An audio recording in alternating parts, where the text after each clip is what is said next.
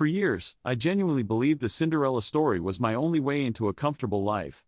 I spent so much time trying to be the perfect damsel in distress, just waiting for some Prince Charming to notice me and rescue me from the daily grind. I thought his success would magically become my security. That fairy tale? It was my entire business plan. Then one day, it hit me.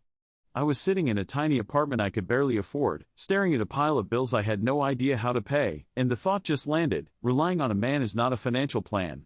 It's a hope. And in the real world, waiting to be rescued is the riskiest bet you can possibly make. That was the day I stopped trying to find a seat at someone else's table and decided to just build my own damn table. In this video, I'm going to share the 4 big mindset shifts that took me from waiting for a savior to becoming my own rich woman. And I'm going to show you how you can do it, too. Let's be real, we were all sold a fantasy.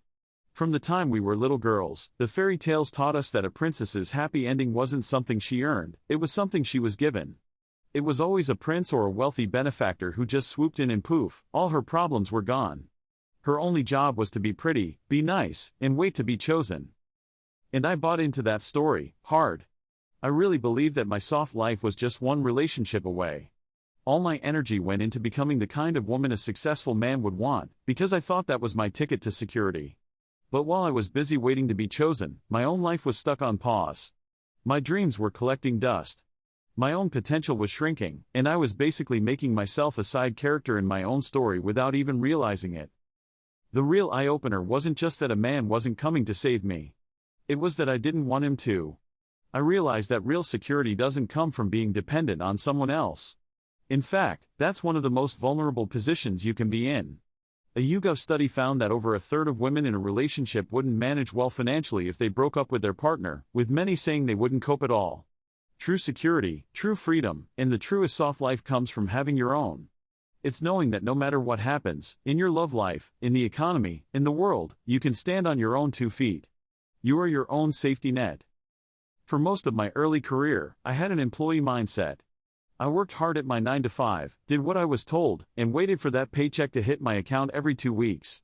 I thought the path to being rich was climbing the corporate ladder and maybe, one day, making 6 figures. But I was still just trading my time for money. I was building someone else's empire, not my own. The first huge shift was to stop thinking like an employee and start thinking like an owner, an empire builder. Now, this doesn't mean you have to quit your job tomorrow and launch some huge company. It's about changing how you think about money and value. An employee asks, how much can I make per hour? An empire builder asks, how can I create things that make money for me, even when I'm not actively working? This is the jump from focusing on a salary to focusing on income streams. For me, it started small. I took a skill I already had from my day job, graphic design, and started freelancing on the side. That was my first income stream.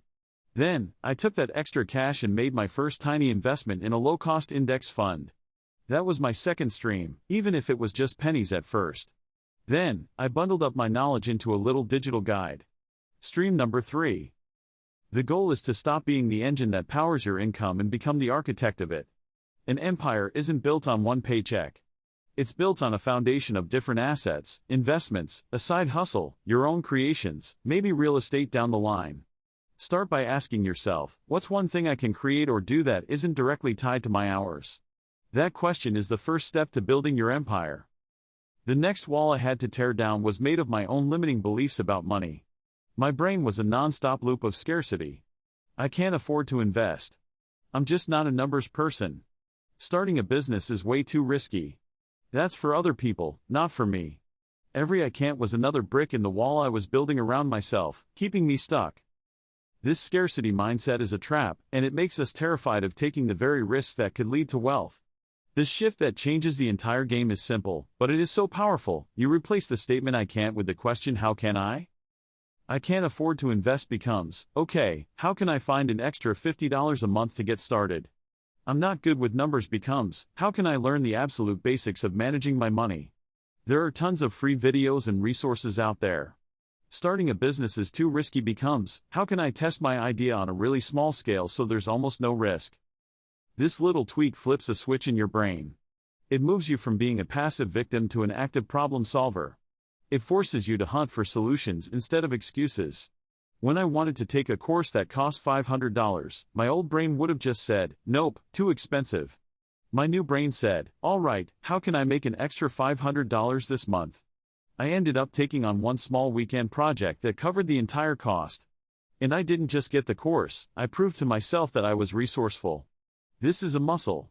The more you work it, the stronger your belief in your own power gets. If this shift from I can't to how can I is hitting home, do me a quick favor and like this video. It's a tiny click, but it genuinely helps get this message out to more women who are ready to rewrite their financial story. And make sure you're subscribed, because we are just getting warmed up. For the longest time, my idea of rich looked like something out of a music video. You know, designer everything, luxury cars, a mansion with a ridiculous pool. But that vision of wealth is so empty, and honestly, it's a terrible motivator. It's all about stuff, not substance. The third, and maybe the most important shift, is to create your own personal definition of a rich life. A truly rich life isn't just about your bank account, it's about having options. It's about freedom. My definition of rich became the freedom to walk away from any job, boss, or situation that destroys my peace. The freedom to say no to things that don't feel right and a loud yes to opportunities that excite me, even if the pay isn't great. The freedom to take a month off to travel, or care for a sick parent without stressing about money, or to just rest.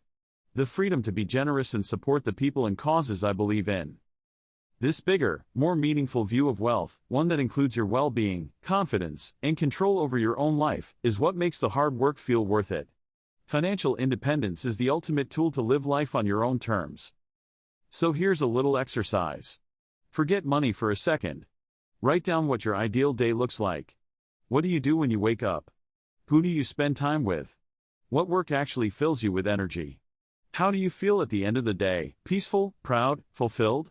That feeling, that life, that is your new definition of rich. Money just becomes the tool you use to build it. And that's a why that will pull you through anything. The final shift is the one that pulls it all together, embracing radical personal responsibility. This is the polar opposite of waiting to be rescued. It's looking yourself in the mirror and saying, this is my life. My money, my career, my future, it's all on me. It sounds scary, because it means no more excuses. You can't blame your boss, the economy, or your situation anymore. But here's the secret, it's also the most liberating feeling in the world. When you take 100% ownership, you reclaim 100% of your power. Practicing this looks like 1. Facing the numbers. You stop avoiding your bank statements. You make a budget, even a simple one. You know what's coming in, what's going out, what you own, and what you owe. Knowledge is power, and ignoring the truth doesn't change it. 2. Building your freedom fund. Before you go all in on investing, you build an emergency fund of 3 to 6 months of living expenses. This isn't just in case money. This is your I can walk away from anything money. It's the financial foundation for your confidence. 3. Committing to lifelong learning. You accept that you don't know it all, and you get curious. You read the books, you listen to the podcasts, you learn about investing, even when it feels intimidating. You start talking openly about money with other women who are building their own wealth. This is the shift from being a passenger to being the pilot. You're at the controls. You set the destination, and you navigate the journey. The journey from the Cinderella mindset to becoming the rich woman of your own story is built on these 4 shifts: going from employee to empire builder, changing your self-talk from I can't to how can I, defining rich on your own terms, and taking radical personal responsibility. The most secure, most fulfilling, and truly softest life isn't the one someone gives you, it's the one you build with your own 2 hands. You are not a damsel in distress. You are the architect, the builder, and the queen of your own damn empire. The power was never in someone else's wallet. It's been inside you this whole time. Now, I want to hear from you. What is one step you're going to take this week to start building your empire? Let me know in the comments below. I'll be there cheering you on. Thanks for watching, now go show yourself what you're made of.